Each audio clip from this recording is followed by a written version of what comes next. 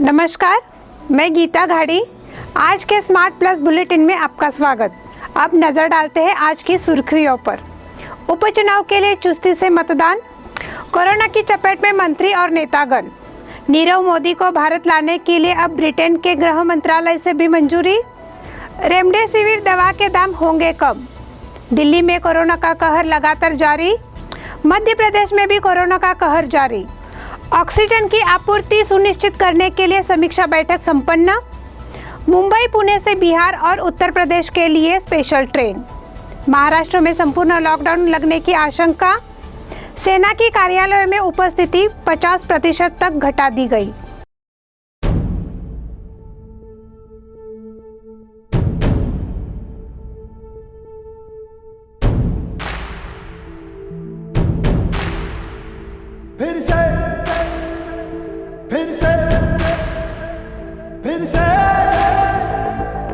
फिर से उछला लहू नसों में, फिर से मचला जुनून रगों में, फिर से झूमा गगन तिरंगा, फिर से दिल हुआ मस्त मलंगा। फिर से फिर से फिर से फिर से लोहा हुआ इरादा, फिर से करते हैं हम वादा, भर देंगे हुंकारा, फिर से जीतेंगे हम यारा, फिर से जीतेंगे हम यारा, फिर से। अब देखते हैं विस्तृत समाचार। बेलगाम लोकसभा के उपचुनाव के लिए शनिवार को मतदान हुआ।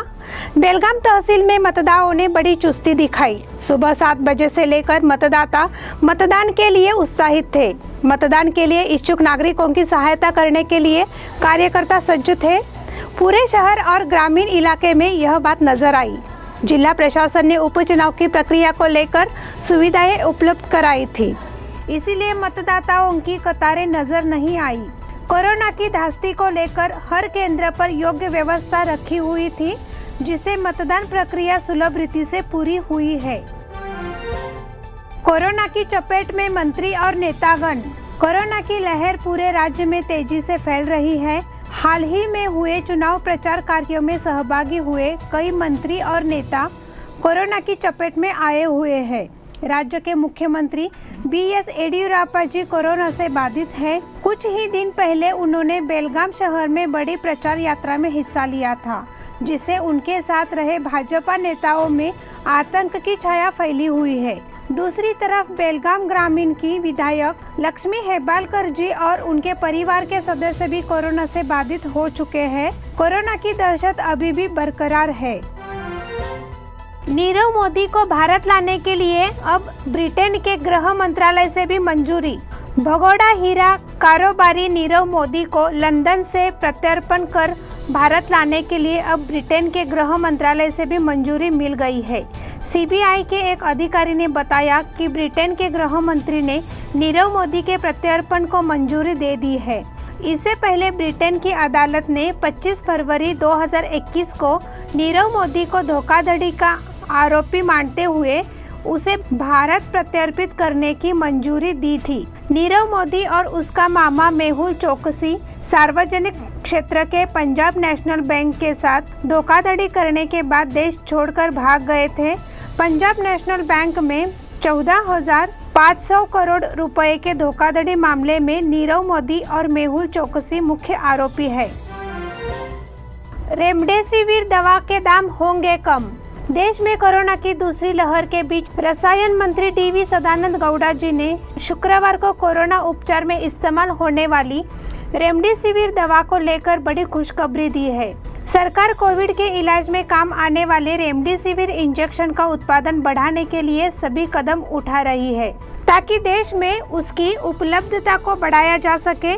DV सदानंद गौड़ा जी ने शुक्रवार को कहा कि पिछले 5 दिन के भीतर विभिन्न राज्यों को कुल मिलाकर 7 लाख रेमडेसिविर इंजेक्शन की शीशियां उपलब्ध कराई गई है। सरकार के हस्तक्षेप के बाद रेमडेसिविर के निर्माताओं ने स्वेच्छा से दवा के दाम 5,400 रुपए से घटाकर 3,500 रुपए तक कम कर दिए हैं। दिल्ली में कोरोना का कहर लगातार जारी। दिल्ली में कोरोना का कहर लगातार जारी है। कोरोना ने दिल्ली की अब तक के सारे रिकॉर्ड तोड़ दिए हैं। बीते 24 घंटे में कोरोना के रिकॉर्ड 19,486 नए मामले सामने आए हैं।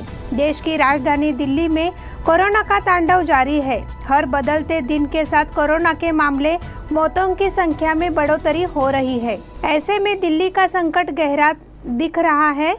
इस महासंकट के बीच ही आज से राजधानी में वीकेंड कर्फ्यू की शुरुआत हो रही है, जिसका ऐलान बीते दिन मुख्यमंत्री अरविंद केजरीवाल जी ने किया था।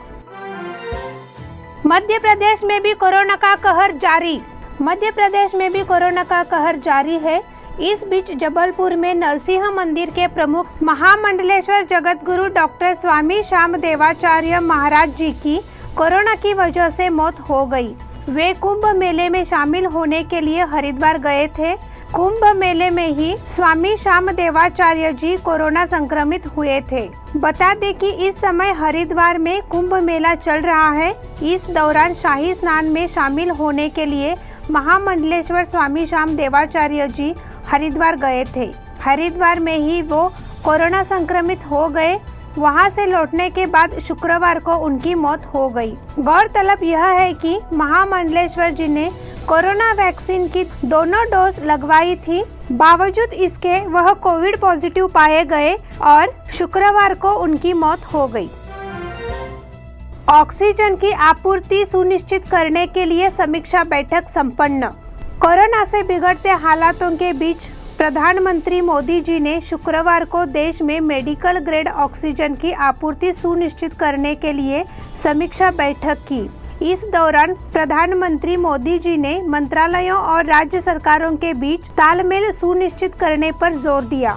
देश में कोरोना की नई लहर ने कोहराम मचा रखा है।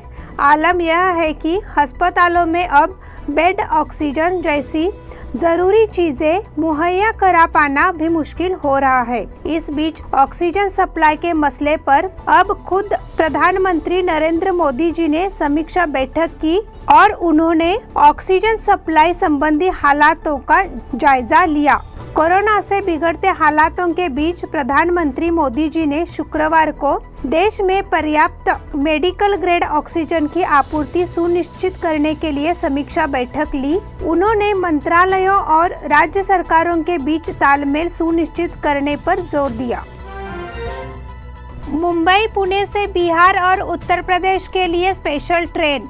कोरोना के बढ़ते संक्रमण के बीच लागू किए गए प्रतिबंधों के बीच यात्रियों की सुविधा के लिए मुंबई, पुणे से बिहार और उत्तर प्रदेश के विभिन्न स्टेशनों के लिए कई स्पेशल ट्रेनों का परिचालन किया जा रहा है। देश भर में कोरोना के बढ़ते मामलों ने लोगों की चिंता बढ़ाई हुई है। कई राज्यों में स्थिति ऐसी हो गई है कि लॉकडाउन लगाना पड़ गया है। महाराष्ट्र में कोरोना की रफ्तार पर ब्रेक लगाने के लिए उद्धव ठाकरे सरकार ने राज्य में प्रतिबंधों के साथ ही धारा 144 लागू कर दी है। ऐसे में पुणे और मुंबई जैसे बड़े शहरों से लोगों का पलायन शुरू हो गया है। इसी बीच यात्रियों की सुविधा के लिए मुंबई और पुणे से बिहार तथा उत्तर प्रदेश के विभिन्न स्टेशनों के लिए कई स्पेशल ट्रेनों का परिचालन किया जा रहा है। महाराष्ट्र में संपूर्ण लॉकडाउन लगने की आशंका। महाराष्ट्र में कोरोना वायरस के कहर को देखते हुए 15 दिनों तक कड़ी पाबंदी लगाई जा चुकी है। इस बीच चर्चा यह है कि अगर इसके बावजूद भी कोरोना मामलों में कमी नहीं आई तो महाराष्ट्र सरकार संपूर्ण लॉकडाउन लगाने का फैसला ले सकती है। शुक्रवार को उप मुख्यमंत्री अजित पवार जी ने बताया कि हमारे मंत्रिमंडल में शामिल कुछ मंत्रियों ने कहा कि अगर फिलहाल की पाबंदी का लोग ठीक तरह से पालन नहीं करते हैं तो न चाहते हुए भी पिछले साल की तरह संपूर्ण लॉकडाउन लगाने का वक्त आ सकता है। सेना की कार्यालयों में उपस्थिति 50% तक घटा दी गई। देश में कोरोना के मामलों में वृद्धि के कारण भारतीय सेना के कार्यालयों में उसके कर्मियों की भौतिक उपस्थिति 50% तक घटा दी गई है। अधिकारियों ने शुक्रवार को यह जानकारी दी। उन्होंने बताया कि जो कर्मी कार्यालय में भौतिक रूप से उपस्थित होंगे उन्हें भीड़ से बचना होगा और कोरोना दिशा निर्देशों का कड़ाई से पालन करना होगा। अधिकारियों ने बताया कि निर्देशों के अनुसार सभी बैठकों और कॉन्फ्रेंसों का आयोजन जहां तक संभव हो डिजिटल रूप में किया जाना चाहिए। इसी तरह से भौतिक उपस्थिति को कम करने का प्रयास जारी रहेगा। इसी के साथ स्मार्ट प्लस बुलेटिन के आज के समाचार समाप्त हुए। धन्यवाद।